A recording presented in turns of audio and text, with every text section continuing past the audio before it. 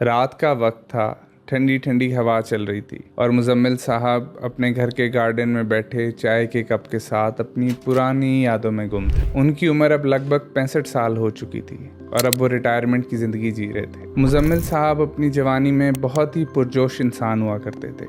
जिस काम को ठान लेते उसे पूरा करके छोड़ते थे, लेकिन एक काम उनसे नहीं हो पा रहा था और वो काम उनकी ज़िंदगी का सबसे ज़रूरी काम था, शबाना भट्ट।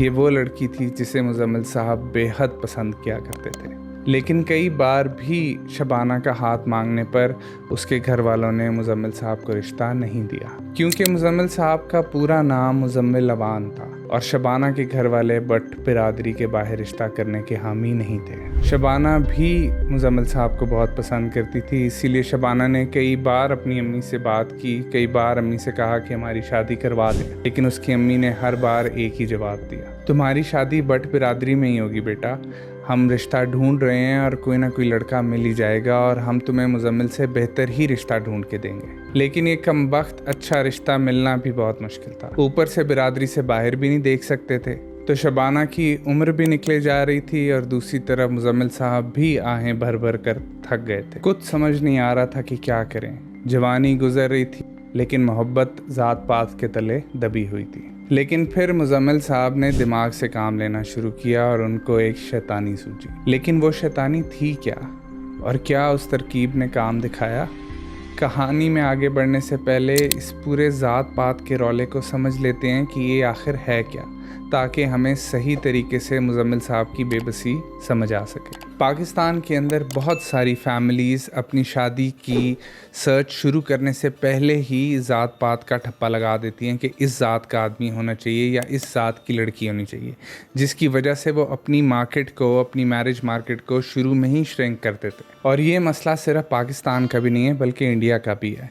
दोनों मुल्क इस तरह से ज़ात पात में जकड़े हुए हैं कि सांस लेना मुश्किल हो गया। दरअसल कास्ट सिस्टम साउथ एशिया की सोशल हायरार्की का पार्ट बहुत सेंचुरीज से था, क्योंकि हिंदुइज़्म के अंदर वरना जाति का कॉन्सेप्ट बहुत पहले से है। बाद में जब मुसलमान बहुत सालों तक हिंदुओं के साथ साउथ एशिया के अंदर रहे, तो मुसलमानों के अंदर बिरादरी कौम का कॉन्सेप्ट आ गया, जो कि इवेंचुअली जाकर ज़ात पात में तब्दील हो गया।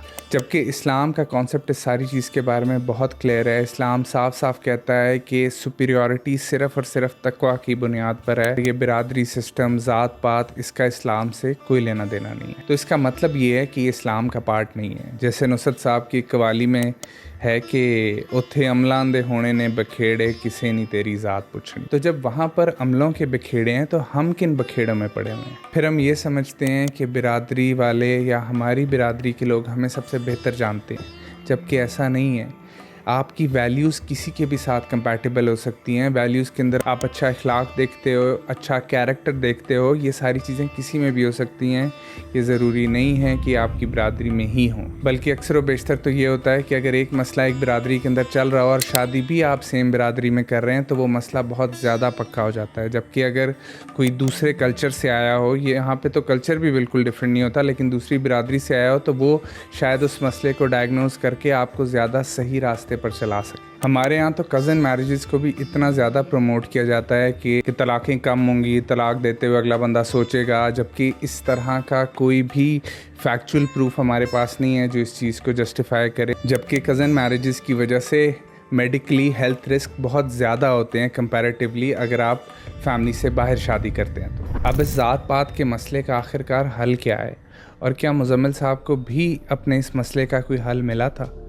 ये जानने से पहले हम ज़रा ये देख लेते हैं कि ये ज़ात पात आखिर हमारे साथ कर क्या रही है। एक तो शादियाँ इतनी ज़्यादा डिले हो रही हैं इस वजह से कि फ़िल्टर्स इतने ज़्यादा नैरो हो गए हैं, सर्च इतनी ज़्यादा नैरो हो गई है कि अगर अराई है तो उसने अराई में ही शादी करनी है, बट है तो बट में ही करनी है, जट है तो जट में ही करनी है, जिसकी वजह से पहले ही मार्केट में बहुत कम लड़के होते हैं। जब अपनी ज़ात में ढूंढने लगते हैं तो बिल्कुल ही नहीं मिलते। उसके बाद फिर जब आप इसके अंदर लड़के के पैसे को, लड़के की एजुकेशन को, लड़का किस शहर में रहता है या लड़की कितनी पढ़ी हुई है या क्या नौकरी कर रही है, इस तरह के फ़िल्टर्स को लगाते हैं, तो उसके बाद तो फिर कोई बचता ही नहीं है। अब ये इंतज़ार हमारे साथ कर क्या रहा है? एक तो साइकोलॉजिकल इश्यूज़ इतने ज़्यादा बढ़ गए हैं, यूथ डिप्रेशन में चली गई है, एंजाइटी में चली गई है, उनके पास कोई काम नहीं बचा, इतने ज़्यादा डीफोकस हो गए हैं, काम के ऊपर फोकस नहीं कर रहे। पढ़ाई पे फोकस नहीं कर रहे क्योंकि शादियां हमने डिले कर दी हैं।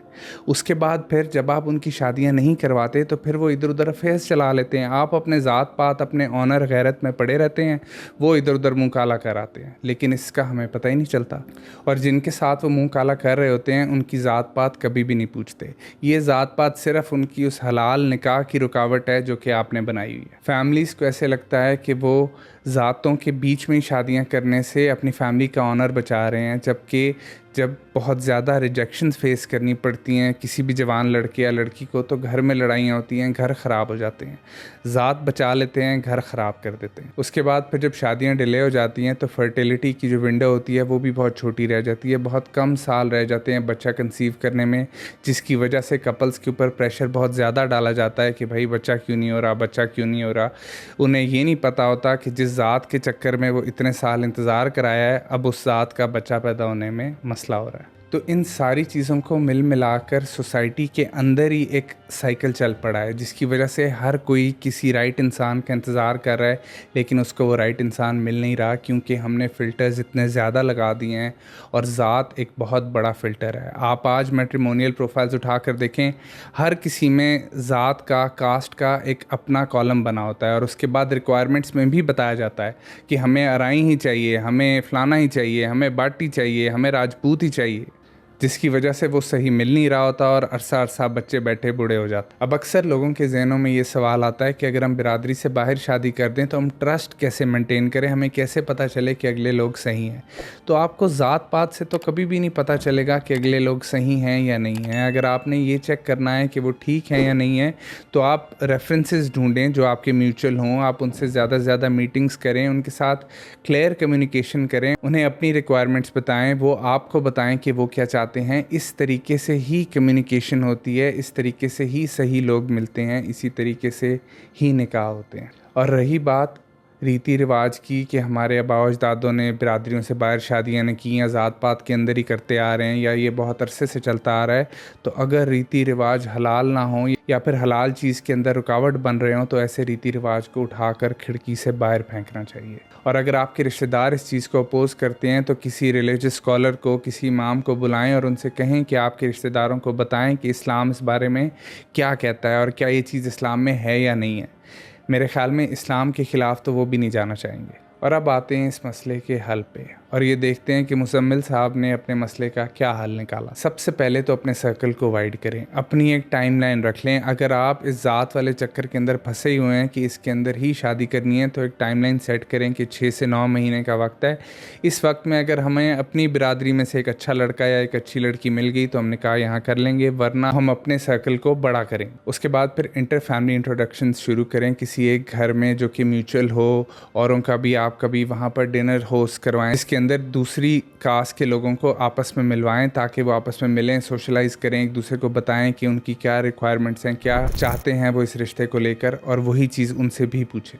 फिर अपने किसी इमाम को या बड़े को बुलाएं जो कि समझदार हों, जो कि इस चीज़ को समझते हों कि कास्ट का कल्चर से ताल्लुक़ है, रिलीजन से ताल्लुक़ नहीं है। वो आकर बताएं कि दीन ज़रूरी है या कल्चर ज़रूरी है, और साथ में ये भी बताएं कि कास्ट का दीन से कोई लेना देना नहीं है।